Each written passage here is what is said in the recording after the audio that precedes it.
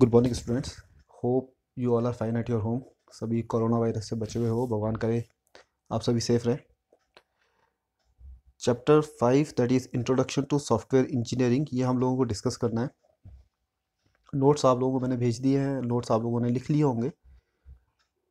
तो अपना जो चैप्टर 5 है that is introduction to software engineering, अपने यूनिट टेस्ट 1 का सिलेबस हम लोग अभी कवर करेंगे। तो सबसे पहला टॉपिक जो इसके अंदर है वो है आपका व्हाट इज़ सॉफ्टवेयर इंजीनियरिंग, है ना।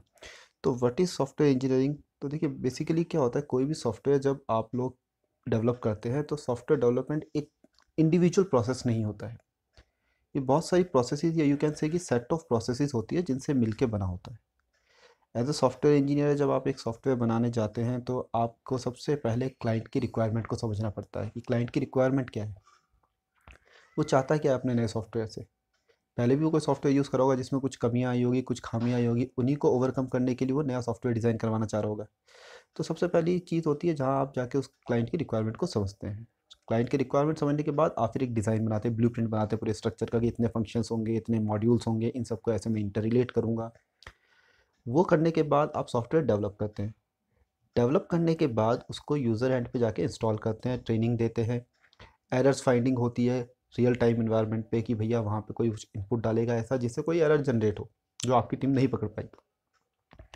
ये सारा काम करने के बाद आता है मेंटेनेंस फेज़। मेंटेनेंस फेज़ के अंदर आपको उसकी वारंटी पीरियड जो होता है जिसके ड्यूरेशन में अगर कोई भी अपडेशन होता है सॉफ्टवेयर वो आपकी तरफ से करना पड़ता है।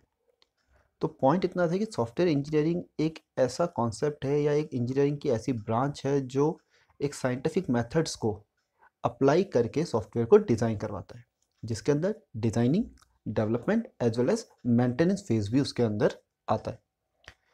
सेकेंड पॉइंट है इसमें नीड फॉर सॉफ्टवेयर इंजीनियरिंग। देखिए बेसिकली क्या ज़रूरत पड़ी सॉफ्टवेयर इंजीनियरिंग की। सॉफ्टवेयर इंजीनियरिंग के बिना भी सॉफ्टवेयर बन सकते थे, नो डाउट बनते भी हैं, बट उनके बनने में बहुत सारी प्रॉब्लम्स आती है। वो प्रॉब्लम्स क्या है वो हम पहले समझेंगे, उसके बाद आगे की वन बाय वन आगे पॉइंट्स पढ़ेंगे। देखिए पहले जो सॉफ्टवेयर बनते होंगे वो एक इंडिविजुअल आदमी के लिए बन गया, या दो आदमी, तीन आदमी, या तीन यूज़र्स के लिए बन गया। बट अब जो सॉफ्टवेयर बनता है बेसिकली वो बहुत ज़्यादा बड़े डेटा के लिए बनता है। आज फेसबुक या आप पेटीएम यूज़ करते हैं या फ्लिपकार्ट यूज़ करते हैं या कोई भी ऑनलाइन सॉफ्टवेयर आप यूज़ करते हैं, साइट यूज़ करते हैं, तो वो एक इंडिविजुअल यूज़र, लाखों करोड़ों यूज़र्स उनको एक्सेस करते हैं। तो इतने बड़े डेटाबेस को हैंडल करने के लिए आपके सॉफ्टवेयर के अंदर बहुत सारी कॉम्प्लेक्सिटीज जनरेट हो जाती है। सिंपल सॉफ्टवेयर होता है दो चार यूज़र का तो वो इजीली मैनेज किया जा सकता है, बट जब इतना बड़ा कॉम्प्लेक्स डेटाबेस होता है तो उसको हैंडल करने के लिए आपकी कॉम्प्लेक्सिटी एक्सपोनेंशियली इंक्रीज हो जाएगी। तो ये बहुत इंपॉर्टेंट है कि जब भी हम सॉफ्टवेयर बनाने जाएं तो कुछ पॉइंट्स को हम ध्यान में रखें। सबसे पहला होता है conforms to the specification. Specification जो यूज़र आपको बताएगा, जो यूज़र की रिक्वायरमेंट होगी, जो यूज़र के द्वारा बताई गई स्पेसिफिकेशन से उसके साथ ही आपको काम करना होता है। Second, delivered in time. जो भी सॉफ्टवेयर आपने बनाया है अगर वो टाइम पे डिलीवर नहीं होता है तो वो यूजलेस हो जाएगा आपके लिए। Work as intended and solve the problem for which it is developed. जो भी सॉफ्टवेयर आपने बनाया है वो बेसिकली जिस पर्पस से यूज़र ने आपसे बनवाया है, जिस पर्पस को सॉल्व करने के लिए या प्रॉब्लम को सॉल्व करने के लिए बनाया है, उस प्रॉब्लम को वो फुलफिल कर सके। Conforms to the budget. देखिए बजट आपको यूज़र देगा कि भाई मुझे कोई सॉफ्टवेयर बनवाना है जिसका 1 लाख 2 लाख या जितने का भी बजट वो आपको देता है तो वो आपको बजट देगा। अब उस बजट के अंदर ही आपको काम करना है। अब सॉफ्टवेयर इंडिविजुअल आप तो बनाओगे नहीं, आपकी टीम होगी, दो चार पांच सॉफ्टवेयर इंजीनियर उसमें काम कर रहे होंगे, एज वेल एज आपका इंफ्रास्ट्रक्चर होगा जिसका भी आपको पैसा लग रहा होगा, खर्चा लग रहा होगा। तो उन चीज़ों को ध्यान में रखते हुए आपको सॉफ्टवेयर बनाना है। फॉर एग्जांपल अगर एक सॉफ्टवेयर बनाने के लिए आपको 6 मंथ्स लगे, 6 मंथ्स की आपके स्टाफ की सैलरी आपने पे की, आपके इंफ्रास्ट्रक्चर का रेंट दिया, इलेक्ट्रिसिटी बिल दिया, और आफ्टर 6 मंथ आपको पता चला कि ये जो सॉफ्टवेयर आपने बनाया था ये तो यूज़र की रिक्वायरमेंट को फुलफिल ही नहीं कर रहा, यूज़र को पसंद ही नहीं आया, यूज़र उसमें वापस चेंजेस करवाना चाहता है, तो आपको फिर 2-3 महीने लग गए, तो आपके एक्सपेंसेस बढ़ जाएंगे। तो आपको बजट का भी ध्यान रखना पड़ता है कि भाई मेरे पास ये बजट है, इसी बजट के अंदर मुझे वो काम करना होगा। एक सर्वे बताता है कि more than half cases in world wide, more than half cases software time पे डिलीवर नहीं होते हैं। मोस्ट ऑफ द केसेस में ये होता है कि जो भी सॉफ्टवेयर की स्पेसिफिकेशन आपको यूज़र ने बताया है आपके द्वारा बनाया गया सॉफ्टवेयर उनको कंफर्म नहीं करता है। एंड अप्रॉक्सीमेटली 40% केसेस ऐसे हैं जिनके डिफेक्ट्स इतने सीवियर होते हैं कि वो अनयूजेबल कंसीडर किए जा रहे हैं वर्ल्ड वाइड। तो सॉफ्टवेयर इंजीनियरिंग जो है वो कुछ इंपॉर्टेंट पार्ट्स कैरी करता है या उनकी वजह से उन इंपॉर्टेंट फैक्ट्स की वजह से आप एक सॉफ्टवेयर बनाते हैं जिसके अंदर कौन कौन से पॉइंट्स आते हैं वो हम एक डिस्कस करते हैं। सबसे पहले आता है करेक्ट स्पेसिफिकेशन। सबसे पहले आता है इसमें करेक्ट स्पेसिफिकेशन। तो ये करेक्ट स्पेसिफिकेशन का मतलब ये हो गया कि यूज़र ने आपको कुछ रिक्वायरमेंट्स बताई, कुछ स्पेसिफिकेशन मेंशन किया, जिसको आप उसके साथ बैठ के पूरा स्टडी करते हैं। स्टडी करने के बाद उसके अंदर बहुत अब इंडिविजुअल एक फंक्शन में तो प्रोग्राम बनेगा नहीं। प्रोग्राम या सॉफ्टवेयर जो बनेगा वो मल्टीपल फंक्शन या मल्टीपल मॉड्यूल्स से लिख के बनेगा। अब उन मल्टीपल मॉड्यूल्स को आपस में इंटरडिपेंडेंसी होती है, इंटर रिलेटेड होते हैं।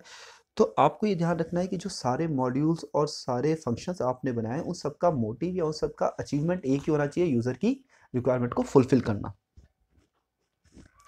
स्केलेबिलिटी स्कोप सेकंड पॉइंट है, जिसके अंदर ये होता है कि आप जो भी सॉफ्टवेयर बनाते हैं वो सॉफ्टवेयर आप ये माइंड में रख के चलेंगे कि अभी जितने भी यूज़र्स काम कर रहे हैं ये हमेशा के लिए नहीं होंगे, यूज़र्स की काउंट जो है वो एक्सपोनेंशियली इंक्रीज़ होगी। तो आपके लिए इंपॉर्टेंट होगा कि जो भी सॉफ्टवेयर बनाएं उसके लिए स्केलेबिलिटी दिमाग में। स्केलेबिलिटी का मतलब हुआ कि फ्यूचर में अगर उसको बढ़ाना पड़े, नंबर ऑफ यूज़र्स बढ़ जाएं, तो आपका जो सॉफ्टवेयर वो एक्सपेंड हो सके। तो वो ऐसे ही नहीं होगा, उसके लिए आपको साइंटिफिक मेथोडोलॉजीज़ के साथ या जो भी हम सॉफ्टवेयर इंजीनियरिंग में कॉन्सेप्ट्स पढ़ेंगे उनको इंक्लूड करके या इन्वॉल्व करके आपको सॉफ्टवेयर डिज़ाइन करना पड़ेगा। अदरवाइज़ अगर आपने ये चीज़ें ध्यान में नहीं रखी अपने, तो इन फ्यूचर आपको पूरा का पूरा सॉफ्टवेयर वापस रीडिज़ाइन या रीडेवलप करना पड़ सकता है, जिसकी वजह से ऑब्वियसली आपकी कॉस्टिंग बढ़ जाएगी। कॉस्ट कंट्रोल, देखिए सॉफ्टवेयर जो भी बनाएंगे साइंटिफिक मेथोडोलॉजी से अगर वो नहीं बनाया जाता तो इन फ्यूचर उसके अंदर बहुत सारे एरर्स आएंगे, और अगर एरर्स बाद में आते हैं या लेटर स्टेजेस पे आप उसे डिटेक्ट करते हैं तो आपके एक्सपेंसेस नो डाउट बढ़ जाएंगे। अब इसमें कुछ पॉइंट्स लिखे हुए हैं, आप देखें कॉस्ट कंट्रोल के अंदर कि अन अर्ली फॉल्ट में रिक्वायर एदर स्पेसिफिकेशन चेंज और अ डिज़ाइन चेंज। तो अगर आपके एरर्स आपको अर्ली फेज में पता चल जाते हैं तो आप स्पेसिफिकेशन या खाली डिज़ाइन में चेंज करके उसको रेक्टिफाई कर सकते हैं। अगर बाद में पता चलता है तो to change the code and documentation might be possible, आपको पूरा कोड या उसके डॉक्यूमेंटेशन चेंज करना पड़ जाए। अगर कोड चेंज हुआ है तो आपको उसके जो भी चेंजेस आपने किया उनको टेस्ट करना पड़ेगा। Test the interdependencies of the software as per the new change, जो भी न्यू चेंजेस आपने किए हैं उसमें जितने भी मॉड्यूल्स बने उन सबकी इंटरडिपेंडेंसीज आपको चेंज करनी पड़ेगी। इंटरडिपेंडेंसीज का मीन्स एक मॉड्यूल से जो आउटपुट आ रहा है वो माइट भी पॉसिबल कि दूसरे मॉड्यूल का इनपुट हो, तो कैसे एक का इनपुट दूसरे में जा रहा है, वहाँ से उसकी कैलकुलेशन हो रही है, या आपस में मल्टीपल मॉड्यूल्स एक साथ काम कर रहे हैं तो एक दूसरे पे कैसे डिपेंडेंट है वो सारी चीज़ें भी अगर आपको चेक करनी पड़ सकती है अगर आपने चेंजेस किए हैं तो। अब नया सॉफ्टवेयर हो गया, नए चेंजेस हो गए तो आपको क्लाइंट साइड पे जाके वापस उसे इंस्टॉल भी करना पड़ेगा, और जो आपने नया इंस्टॉल किया अब उसकी परफॉर्मेंस आपको चेक करनी पड़ेगी, मॉनिटर करना पड़ेगा उसको वापस से। दैट्स व्हाई यहाँ लिखा हुआ है रीमॉनिटर, तो आपको वापस वहाँ जाके मॉनिटर करना पड़ेगा कि जो यूज़र के पॉइंट ऑफ व्यू से आपने चेंजेस किए हैं क्या वो अब उसकी फुलफिल हो रही है रिक्वायरमेंट्स। और ये प्रोसेस ऐसा नहीं कि एक ही बार में जब माइट भी पॉसिबल वापस उसको चेंजेस करवा दे तो सो ऑन चलता रहेगा। अब यहाँ लिखा है कि कई बार ऐसा हो सकता है आपके पास कि जो आपने चेंजेस किए हैं उनका खर्चा या उनकी cost equal to development of a software, जो आपने शुरू से लेकर अभी तक सॉफ्टवेयर बनाया है माइट बी पॉसिबल कि चेंजेस जो किए हैं आपने वो उतने में ही आपके खर्चे बढ़ा दे। देन आपका फोर्थ पॉइंट है क्वालिटी।